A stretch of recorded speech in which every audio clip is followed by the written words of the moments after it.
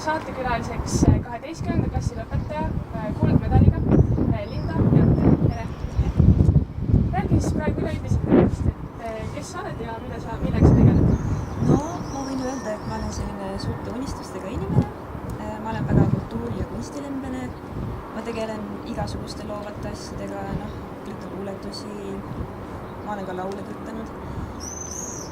Ja praegu ka tegelen graafilise kunstiga, et mulle meeldib kõige rohkem nagu selliseid harjulikuga pilte teha, aga digitaalne kunst ja graafiline kunst. Ja ma teen nagu arvutiskunsti ja ma tegelen ka ma käin zooloogiaringis Loodusmajaga seoses. Ja siis on veel rahvatants, ma olen 2 aastat rahvatantsus. Ühesõnaga väga paljud asjadega tegeled. Sa mainisid, et sa oled zooloogiarühmas liige, see nüüd on juba 7,5 aastat. Kuidas see asi üldse alguse sai, kuidas sa sinna sattusid? No põhimõtteliselt on niimoodi, et väiksest peale ma olen nagu pidevalt olnud loodushuviline, et ma küll ei tahaks öelda, et ma ei saaks inimestega läbi, aga mingil määral ma võin öelda, et ma saan nagu loodusega mõnes mõttes paremini läbi kui inimestega, kui nii võib öelda. Ja siis põhimõtteliselt 5. klassis ma läksin põhikooliga ekskursioonile zooloogia muuseumi siis ja seal oli siis pakkumine, et tulge zooloogia ringi. Ja kuna mul on nii suur loodushuvi, siis ma mõtlesin, et miks mitte, lähengi sinna ja siis mu ema oli nõus ja siis ma nüüd jäingi sinna kuidagi pidama. Okei, aga kuidas sa jõudsid üldse kunsti või kas see on sul nagu selline loomulik anne või sa oled seda harjutanud ja sa mainisid ka, et sa tegelikult kõige rohkem graafilise kunstiga.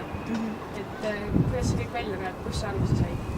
No põhimõtteliselt selline kultuuri- või kunstilembus jookseb mu veres, et minu vanaisa, emapoolne vanaisa oli ta kirjutas ja ta oli ka kunstiteadlane, et ta tegi väga palju loovaid asju, talle meeldis seda teha ja see kirg kunsti vastu kandus ka emale üle ja siis ema nüüd maalib, ta kirjutab ühte raamatut ja ta on ka florist ja meie kodu on nagu täiesti seinad täis igast kunsti ja värki, nagu isegi seinade peale on natuke maalitud ja siis nagu sellist jäi külge ja nüüd ma tegelengi igasuguste kunstivooludega ja see on nagu väga põnev minu jaoks, see tuleb loomulikult välja. Ma olen muidugi harjutanud hullult palju, sellepärast et ma nagu ei usu sellesse, et nagu inimene on lihtsalt andekas ja siis ta lihtsalt tuleb midagi välja, et selleks on ikka väga palju tööd teha. Ma olen nagu teinud ka ja kui graafilise kunsti kohta küsida, siis digitaalse kunstini jõudsin ma siis, ütleme niimoodi, et umbes 12-aastaselt, et ma olen ka selline arvutihuviline veits ja siis ma leidsin ühe sellise keskkonna, sellise videona, mille nimi on The Endless Forest, ehk siis lõputu mets ja mul on alati meeldinud sellised veidrad asjad, et seal olid tegelasteks hirved inimeste nägudega, ma tean, väga imelik, aga ma siis olin väga huvitanud sellest ja need inimesed, kes seal keskkonnas olid, et see oli nagu siuke online mäng ja siis nad tegid väga palju hirvedest kunsti ja nad tegid kõik digitaalselt ja siis ma sain teada, et digitaalne kunst on olemas ja siis mõtlesin, jumala lahe, tahaks ka. Ja siis ma palusingi oma emalt digitaallauda osta ja siis ta oli nõus lõpuks ja siis ma olin väga õnnelik ja nüüd ma olen ka väga tükk aega digitaalse kunsti teinud, umbes 6 aastat.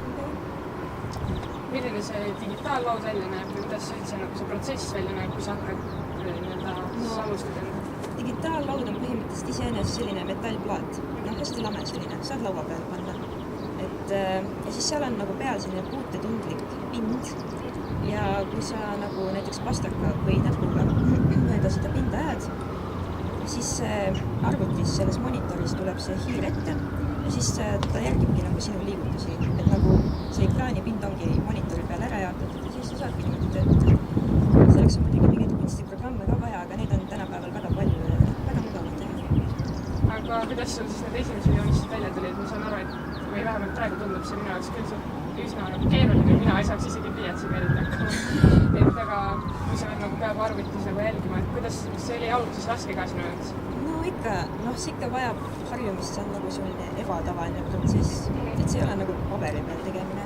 Aga noh, päris pika aja peale ikka harjub ära küll. Aga sa mainisid, et sul on vanemad ka sellised kunstinumerised. Kelleks sa mõtled, kelleks sa saada tahad? No, praegu ma mõtlen, et tegelikult mul on praegu selline psühholoogia huvi. Ma tean, et kunstiga on natuke selline ebastabiilne või sellega, kui sa ei tea täpselt, mida sa teed, siis sa nagu saad seda sissetulekut ja sa tahaksid võib-olla. Siis ma mõtlesin, et nagu, ja ma ei tahaks, et nagu kunst muutuks minu jaoks millestki selliseks, nagu ma pean tegema, et siis see muutub nagu lumedaks. Ja siis ma mõtlesingi, et teeks psühholoogia sellepärast huvi, et ma uurin nii loome kui inimesi ja käitumise poolest vaatlen niimoodi. Ja ma mõtlengi praegu, et õpiks pigem psühholoogiks ja siis jätaks kunsti nagu selliseks kõrvaltööks, mida ma teen vastavalt oma jõu. Okei. Nii, ma tean ka, et sa tegeled rahvatantsuga. Kuidas sa selleni jõudsid? Selleni ma jõudsin selles samas koolis, et meil tuli kehalise kasvatuse tundi küll ja siis rahvatantsurühma Torbikute üks treeneritest, siis ta tegi ühe proovitunni ja kuna ma tahtsin nagu tantsu õppida, ükskõik missugust, siis see nagu hakkaski mulle meeldima, see rahvatants ja ma mõtlesingi, et võiks nagu minna ja siis ma jäingi 8 aastaks püsima, aga praegu neidudrühm on laiali läinud, ma neidudrühmas tantsin. Okei. Mind väga huvitab, kuidas sa saad selle kõigega hakkama? Kool, sa lõpetad kuldmedaliga, see tähendab, et sul on kõik 5. Sa käid seal loogerühmas, tantsid, tegeled kunstiga. Kuidas see kõik sul tuleb? Kas sa nagu ei tunne vahepeal, et sa oled lihtsalt nii väsinud, et sa ei jaksa enam või kuidas see nagu? Okei, ma võin selle kohta öelda, et tõesti ärge järele tehke. Sest et see on tõesti väsitav, kui see on nagu nii mitu huvi, aga ma nagu ei suuda täpselt ühe ja sama asja külge püsida. Mul nagu, ma tahan nagu vaheldust pidevalt ja siis ma mõtlesingi, et nagu ma teen mitut asja ja muidugi ma olen ka mingitel aegadel puudunud, kui ma pean pigem koolile keskenduma hinnetele, et nagu prioriteet on kool, aga nii palju, kui ma jõudsin, ja seda oli tegelikult päris palju, siis ma tegin ka neid oma huvialasid. Aga lõpetaks küsin, kus sa näed õigesti 5 aasta pärast? No 5 aasta pärast praegu on selline plaan, et järgmisel aastal lähen rokikooli ja siis lähen kunstikooli ka, et see on vabaõpe.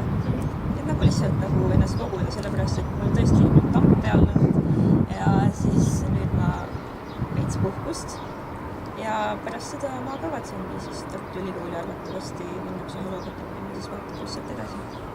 Selge. Aga suur aitäh sulle saatesse tulemast ja jälle 5 aasta pärast.